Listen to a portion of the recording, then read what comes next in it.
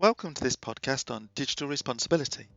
There's a vibrant community across the world at the moment driving forward corporate digital responsibility, which includes a range of aspects from digital ethics, digital for the environment, sustainability, digital well-being, inclusion, accessibility and more. My name is Rob Price, one of the founders of Corporate Digital Responsibility back in 2017. If you'd like to know more, have a look at the website corporatedigitalresponsibility.net. Welcome to episode 12 of the second season of Digital Responsibility podcast, and tonight we're going to be talking about digital twins. I'm delighted to be joined by Miranda Sharp and Paul Campion. Miranda, would you like to introduce yourself? Yes, hello, I'm Miranda Sharp and I'm principal at Metis Digital, where we connect data and people to value. I also advise the National Digital Twin Programme, the Digital Transformation Task Group and the Centre for Cities think tank. And Paul? Hello, I'm Paul Campion. I'm the CEO of TRL. TRL is all about making transport better, which it's been doing for 88 years. I also, like Miranda, dabble in some other bits and pieces. The National Digital Twin Programme, of course. Spent a bit of time working with the energy data project to try and make the energy, the grid, more efficient by sharing data, and various other sorts of bits and pieces around data and transport generally. And both of you talked there about the National Digital Twin Programme. So can you expand a bit on what that is and who's behind it? So I'll pitch in and Paul can interrupt. So the National Infrastructure Commission published a report which was Data for the Public Good late in 2017, which made the case for the joining up of data around infrastructure for the improved performance of the services and systems of infrastructure. So that is sharing data in between the different networks that form our infrastructure services for the benefit of humanity at large and for the increase in human flourishing. And for that to happen, there needs to be a technical capability which enables a secure and resilient sharing of data. But there also needs to be a coming together around purpose and trust of the bodies that will need to share data so that we can tackle cross-silo problems. And so prime examples there are pandemic response and sort of global warming and climate change. Obviously, everything that Miranda says is absolutely correct. In terms of perspective, Le Corbusier said that a building should be a machine for living. And what the National Digital Twin Programme is trying to do is to take the thinking that's come out of the manufacturing industry around a lifetime cyber model, digital model of a machine of some description that is created before the machine is even built, but lives with that machine throughout its lifetime and indeed through to its afterlife, its recycle or its reuse, and interacts with that machine so that you can simulate, model, and indeed understand, operate, manage, and optimize the machine during its lifetime through the digital domain. Take that idea from something like a jet engine. Famously, Rolls-Royce now sell power by the hour, and they have a massive control room somewhere in the Midlands where they are monitoring and to some extent controlling the jet engines they've sold to manufacturers globally to power aeroplanes through, as it were, a digital twin. Take that model into the built environment and really think about the houses, the roads, the offices, the public buildings, the hospitals, whatever, as part of a massive machine in which we live, which provides all the support services to give us, we hope, sustainable and fulfilling lives. And how can we optimize those uses over time? Well, hey, why don't we steal that idea, create a digital twin which can inform us and help us to manage and optimize it? That's brilliant, and there's a couple of things that I wanted to just drill into a bit. Firstly, the point that you make, which is referencing for the benefit of society and environment and planet. which is a brilliant link to the whole digital responsibility piece and listeners of the podcast anyway. So that's great. Purpose and trust are such a I think to take two words that you used, so critical in this. And Paul, I mean, one of the things I did in the past was delivered Transport Direct with the Department of Transport many years ago. And one of the battles that was there was the data sources, because kind of people at that time held on to their data, didn't want to share it. Are you finding that actually now there's a greater willingness to, part of the open data movement, enable kind of more organisations to get access to create greater value for all, or is that still a bit of a struggle? Well, the short answer is yes. It's a much easier conversation than it would have been 10 or 20 years ago.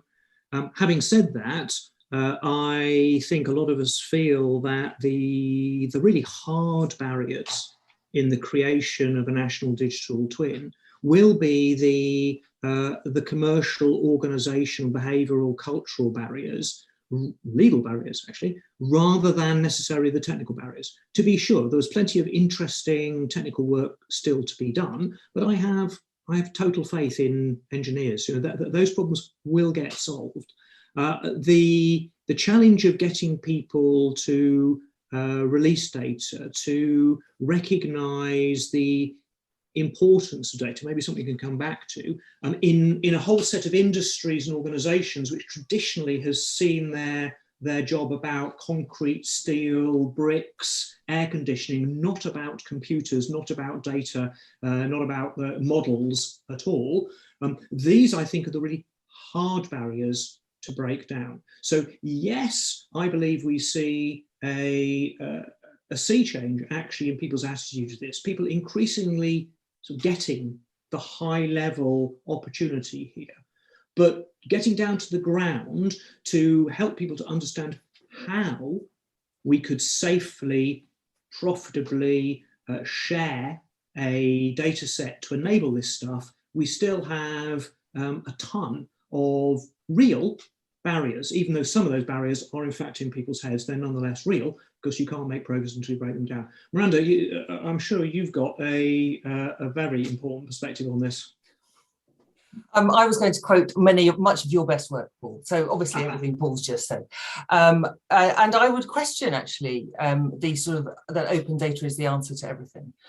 Because I think unless we start to value data appropriately, we are on a hiding to nothing. Because as Paul said, there are barriers and barriers to be crossed and investments to be made that are necessary in order to make secure, resilient data sharing possible. The risk is that you just publish rubbish data, say it's open, and then it's your problem to clean it up and fix it, and produce it to a sustainable specification, keep it in line with current requirements, and find ways to govern it and transact it appropriately. And I don't think that's the answer. Those investments and barriers need to be crossed, and the benefits need to be delivered to the people making those investments. Otherwise, why would they do it? Why would I make my data useful to anybody else unless I'm going to see some benefit? Now, that benefit, we may need to be creative in the way we measure that benefit. And so I might well be making both a more efficient operation, but also a more climate ready operation by sharing my data. And that we may need to be creative how that is measured, particularly in a regulatory sort of industry. But that is, to Paul's point, where the effort needs to go.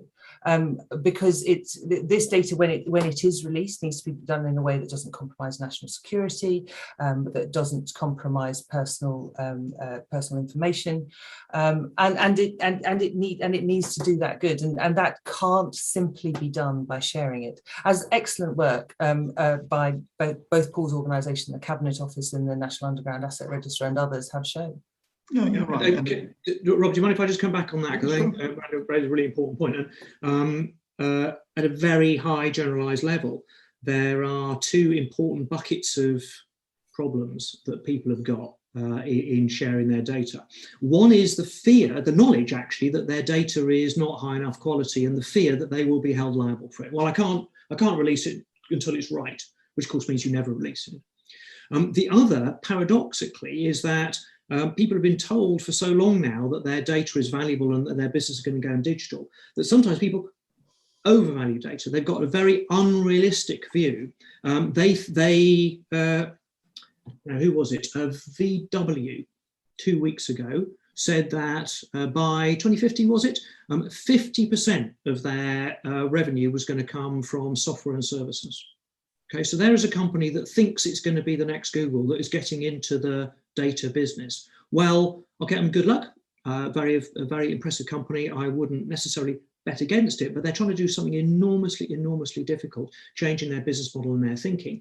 And I have seen plenty of organizations that have an unrealistically high idea of how much their data is valued, and therefore the price is never high enough and they never end up sharing it. Because whenever anyone comes and says, I want that, and I'm prepared to pay you 10 quid, two things happen. The first one is, I knew it was valuable, right? And second of all, you're trying to diddle me. £10, it's worth 100, and so the deal doesn't get done. And I guess the answer is context, because what I'm seeing globally is that there are initiatives whereby aggregation of data sets and making those available, whether they're called digital twin related or not. We'll talk about digital twin of the planet later on in terms of kind of some of the UN activity. That's around shared problem, climate change, biodiversity. GovCo, Global Open Finance Centre of Excellence, Edinburgh University, payment information, economical information for the UK, again, shared kind of problem solving versus specific context of somebody delivering a program or project relating to their business. I guess it also brings the question of what is digital twin, because we've talked about data, we've talked about visualization, we've talked about operational improvement, but equally kind of it applies, I've seen it apply in the context of modeling something before it exists to optimize the build of whatever it is. In both of your roles and the work that you do, I guess, is there a simple form of definition that is your favorite, if you like? What is a digital twin? Let me tell you that I'm in the middle of writing a standard with an advisory group who have just made 290 technical comments on a 13-page document where we have tried to define digital twin. So the notion that there's a simple definition is one that makes me laugh out loud in a hollow fashion at the moment. So I think what the lessons I am learning from that is that when we say simple definition, we need to be very careful about which audience we're talking about, because there is a balance to be struck between being absolutely correct in one's definition and being accessible to the audience that one is talking to. I think the principles we need to bear in mind are that technology without a use case is a toy, and a digital twin without a purpose is an expensive experiment that may not do anybody any good. So stay within that tramline.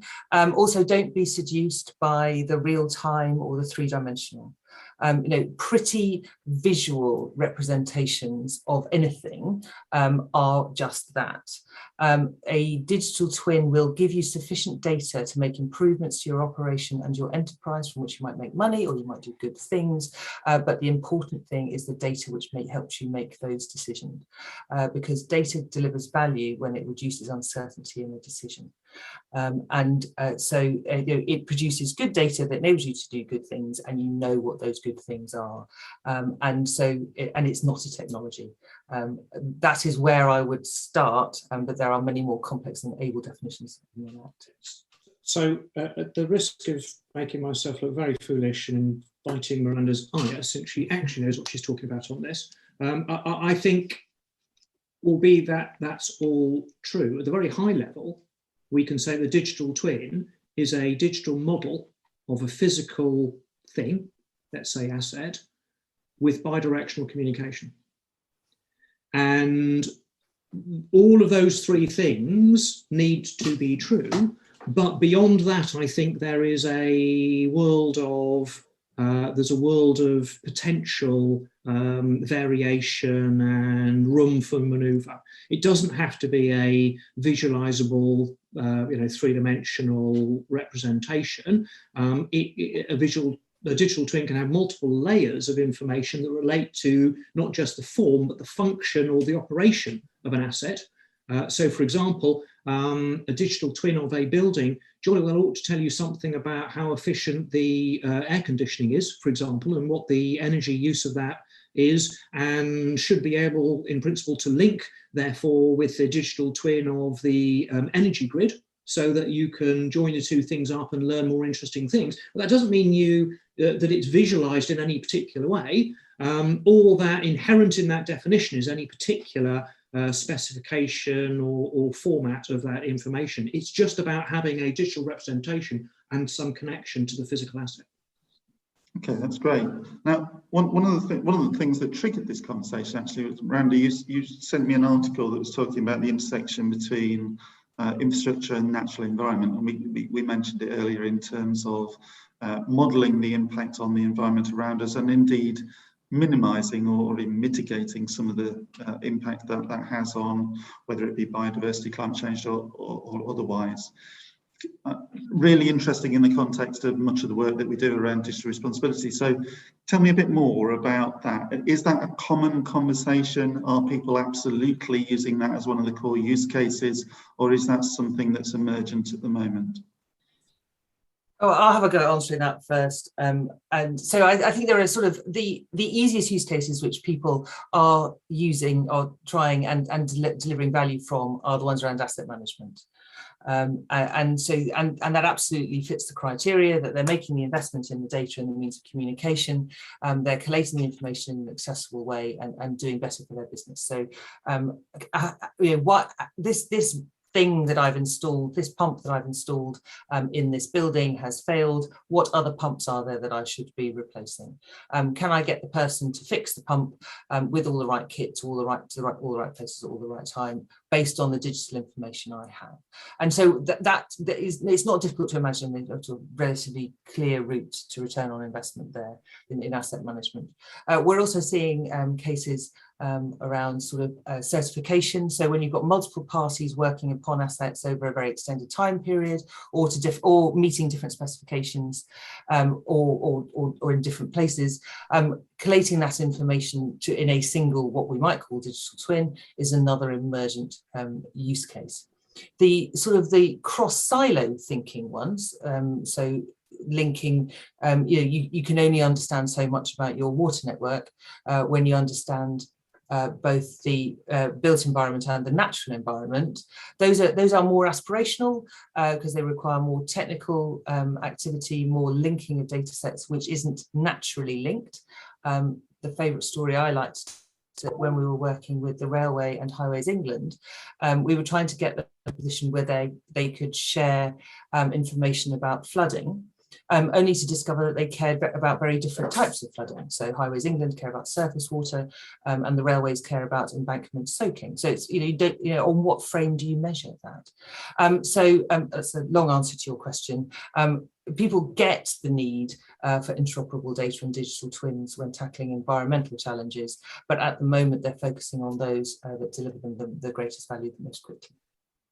Perhaps Paul would want to say something about then the risk that you then set up a load of sort of point-to-point links, and that you don't set up the mesh that enables the greater. Well, I mean, the where this takes us is to a wicked problem. A digital twin of the built environment, a digital twin that helps us to, at the highest level, to solve these problems, is necessarily pretty much all-encompassing. It's a system of systems, and so the danger is you clearly can't leap to that in one bound. In fact, we are the ambition of the UK National Digital Twin Programme is absolutely extraordinary. In very easy words to say, well, a digital twin of the built environment. When you actually think about all of the assets that encompasses, it's a truly astronomical issue. And by the way, we're at the very beginnings of the foothills of the lower slopes of the beginning to think about what the mountains look like in terms of that challenge. I mean, there aren't effective operational digital twins of almost any of the component parts of that system of systems at the moment. So how do you make progress? Well, the answer is you have to find use cases that deliver value. And depending on who the owners of those assets are, they need to have commercial and or public benefits associated with them, otherwise they don't happen. And so you've got to start building these islands of automation into the big problem, gaining benefit as you go. One of the key things is to make sure that you don't have too many hostages to fortune as you do that, either technical or commercial. We don't want to start with a set of standards in one area that's going to work out, going to be unrealistic or not interoperable with standards in a different area. We have to have some idea of what the end point looks like before we start, but we can't over-determine it. And of course, we get the problem that if we're clearly going to go for some of the things that are more attractive to begin with, we're sort of there's a bit of a gesture of faith here that the benefits will continue to accrue throughout the journey. If it turned out that accidentally we got 80% of the benefits of 20% of the of the work, well, that would be fantastic. We wouldn't have to do the other 80% of the work, but we'd never get the other 20% of the benefits. So we're starting consciously not knowing how we're going to get to the end point here, but in the spirit that it's better to start than to wait. And I completely agree. And I mean, one of the challenges that not only in this area but many of the other areas of digital responsibility is we can all spend far too much time in standards bodies trying to kind of define the utmost detail for complete interoperability on a global scale, but actually there's a more pressing need than that. So doing some things quickly and demonstrating the art of the possible seems entirely logical, especially where there is a commercial logic to do that. I guess I'm also interested in, if I think globally and recognising some of the work that I've seen through the UN Environment Programme around digital twin of the planet, which in essence is trying to say what are the data sets that are relevant and how do we make them available to a number of partners in the broader community to solve some of those biggest challenges. Are there equivalent programmes to what you are involved in from a UK point of view across Europe, across the US, other geographies? Are you hooked into those? Are there conversations around global interoperability or sharing, or are we very much focused around solving the immediate problem in terms of kind of some of the challenges around the UK? Miranda, after you. All right. So we chaired a forum of lawyers at the end of last year, where the deep sea oil people very quickly raised this point. And now the UK has a proud history of setting standards, particularly in built environment and engineering excellence. But we're trying very hard not to look like we know all the answers. At the same time, the Gemini principles, which were created by the National Digital Twin Programme, have had global acceptance. So we've seen colleagues in both the US and Australasia taking the ball and running with these. Yes, we recognise the need for global interoperability, and that will happen in some use cases much more quickly than others. But I think I come back to Paul's point at the start. The technical bits will get done. The real work here is working out how to share the benefits and overcome the legal and commercial barriers that we enjoy. I think that's absolutely right. It's very interesting to see the different approaches globally. I mean, our view is very difficult to measure this, but our view is that the UK is as advanced as anywhere else, and in some cases is blazing a trail. Some places are trying commercial approaches, which are essentially driven by the supply chain. We think that can deliver some stuff. We think that an approach that involves more of the stakeholders than just the commercial players is better. And so that's what we're doing in the UK. And there are some places which perhaps have some natural advantages. I mean, we could imagine that a Singapore could probably get to a quote unquote complete digital twin faster than some other places, just because it's smaller and it has a form of national governance that perhaps makes it slightly easier to get some of these things done. 80% I think of the housing stock is in public ownership, for example, right? So there's some natural advantages in places like that which might mean they get a wiggle But I think we're very focused on actually making progress. So yes, we want to work consensually. No one's got any interest in deliberately doing something that makes you not interoperable. That goes against the whole spirit of what we're trying to do. But we can't wait for a standards process. That has to follow us and catch up. And if you forgive me, just extending the point slightly, one of the things that I feel very strongly is that this is a perfect example where regulation and standards is essentially a market-making activity. And so the way we go about this will help to define how people can make money here. And if we're mindful of that, that can act as an accelerant and a way for us to get the job done and get it done more quickly. But if we were not careful, we could turn people off, or even worse, end up acting against the self-perceived interests of the supply chain or indeed other stakeholders, and stop the thing. So this whole area of how quickly can you move, how far ahead can you afford to get, how much you have to bring people ahead with you, is something that we've talked about incessantly, actually. I don't claim we've got the right answer, but we're very mindful of those challenges. Some of the things that I've seen, which are clearly going to be relevant in the context of work, I watched the Olympics being built as a kind of major capital program. We've been involved in airports in terms of the impact of their capital program activities in the context of the environment. I guess it's relevant to the railways and the roads, as you've mentioned as well. What are the most significant steps forward that you think we'll see from a UK point of view to enable any such activities improve their operational performance or improve their delivery to budget? Over what period of time? What's the roadmap, if you like, for the National Digital Twin Programme?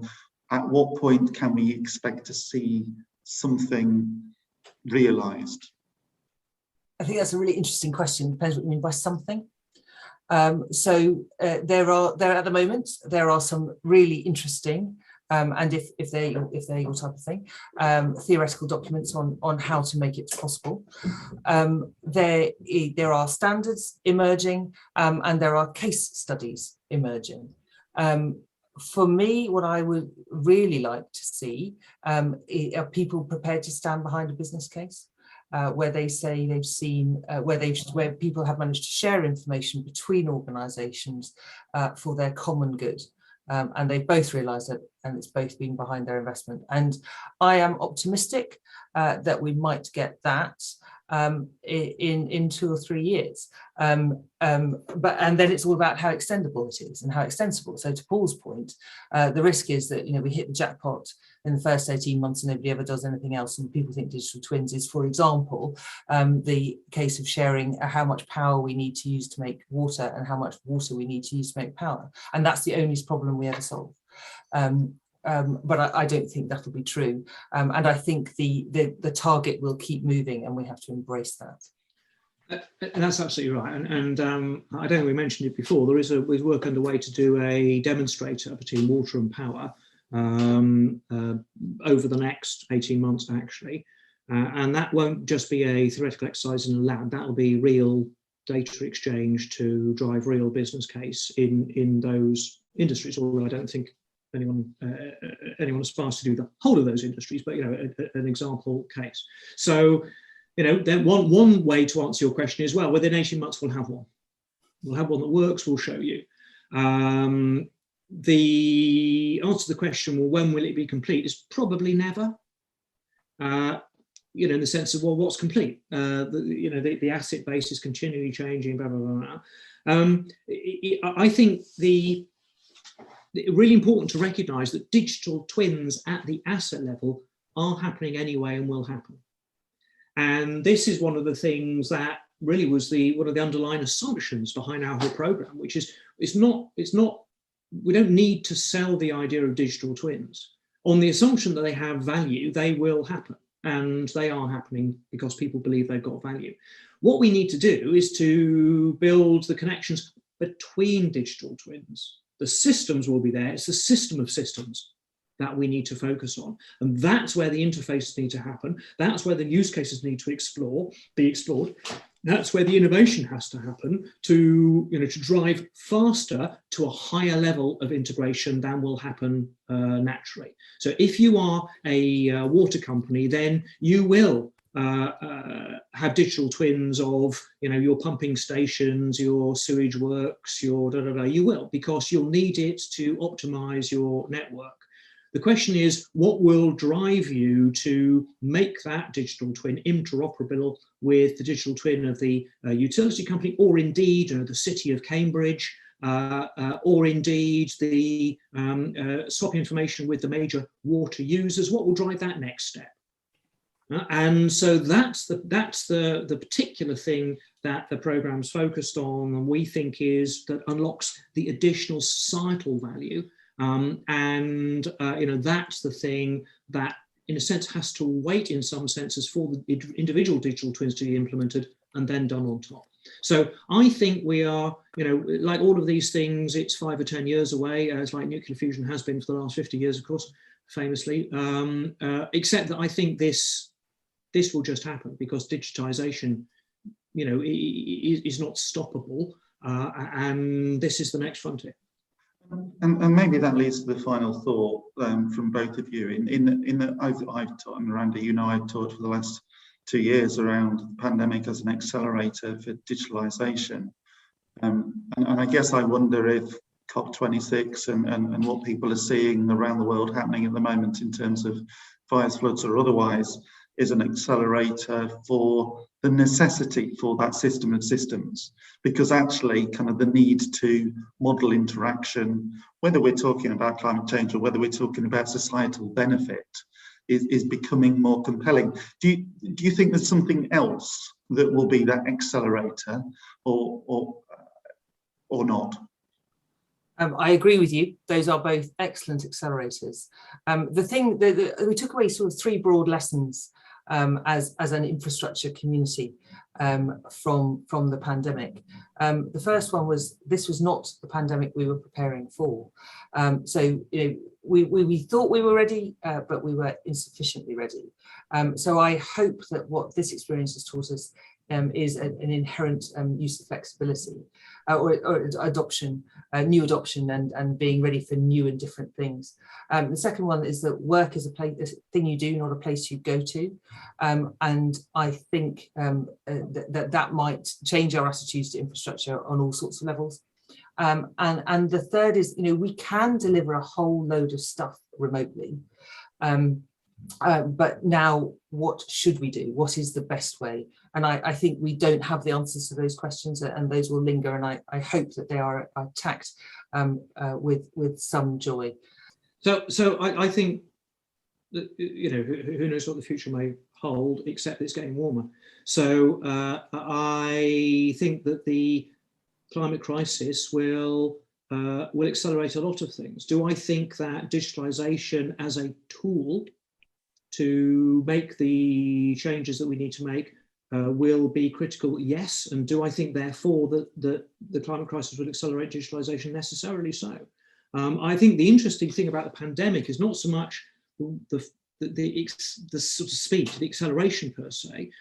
It's the way it has released a set of assumptions that we thought we had to work to.